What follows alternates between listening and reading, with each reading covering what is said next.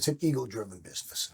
And, especially if you're very passionate and if you care, some guys that have been in the business long enough understand how the machine works.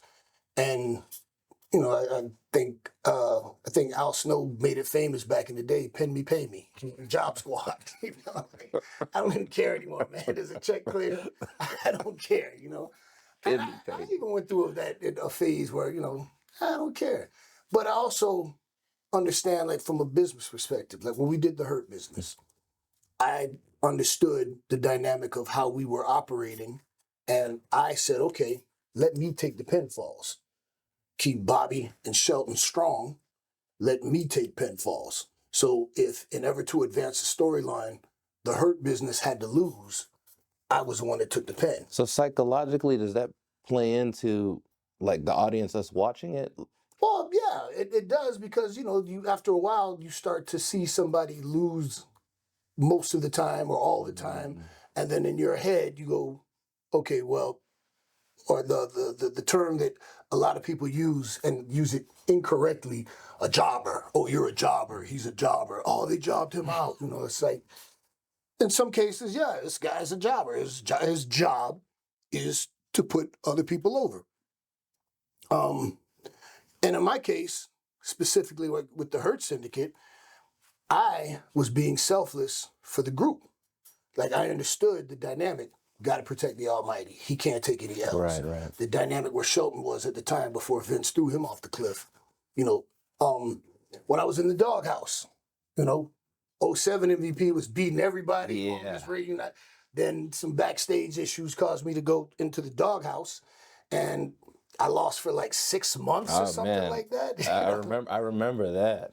And one of the messed up things about is, things have changed there. But back then, when you had heat, nobody pulled you to the side and sat you down and said, hey, look, man, you got heat right now. You're in the doghouse, so this is how things are going to be. And can you define heat? Heat is when you are in trouble with management. Or you can have heat in the locker room with the boys when you've done something that's put you in a position where you're persona non grata. So I had heat. And I remember, being kind of heated about having heat, because some of it came from some misunderstandings and some of it came from me sticking up for myself. And, I remember saying, like, man, I've never been face down in my food and catering. I don't have a drug problem. I show up, that's for another time. But ultimately, I realized every week when I showed up to work, the whole storyline was that I can't win. I'm losing. I lost to Funaki. I lost to Kizarny. Most probably only remember Kizarny. Nick, he had a short run on TV. And I remember the crazy thing was, on the live events, I remember losing every week. And you could hear, like, the reaction from the crowd, where at first it was like, that's good you lost. Yeah. Then it was like, wait a minute, man. Why is he? Exactly. We like him, man. Why is he losing like this, And what they actually succeeded in doing, inadvertently, was turning me into a babyface, because the crowds, the fans liked me so much as a heel that they started to cheer for me. They wanted to see me win. They wanted me to get back to my winning ways. And from being the heel that I was, I got organically turned into a babyface. But back to psychologically, how you deal with it, I was making a lot of money still. And no, of course I wanted to be the champion, and I wanted to win, and I wanted to be pushed. But I also understood, okay, I'm in the doghouse. I'm in trouble right now. There have been other wrestlers greater than me that spent time in the doghouse, came out of it triumphantly, and went on to have great careers. Stick it out. Take yours on the chin. Keep doing good work. And, there were times when I would, in my head, I would be like, man, I'm just going to go out here and go through the motions, man. I don't even want to. But my professionalism won't allow me to do that.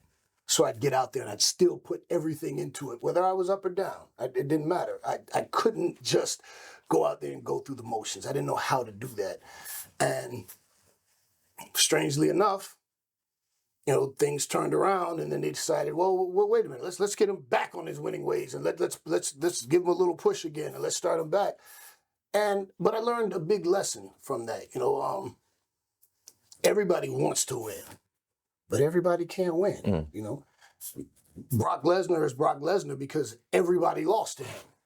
Roman Reigns is Roman Reigns because everybody lost to him. Everybody has to be on board to build that dominant superstar. So when that superstar finally loses to someone, the person who beats him is made. It means something. Right. And a lot of people, I see a lot of fans making comments on social media about, oh, they buried this guy, or they're burying these guys. You don't know what you're talking about. You don't know when you use the term burial, you don't know what it means. You're not burying somebody because they lose a match or two or what have you. That's not burying somebody. But in order to make somebody, you have to have somebody who is made. Somebody who's virtually unbeatable, or high tier. So when somebody underneath beats them, oh wow, that person comes up.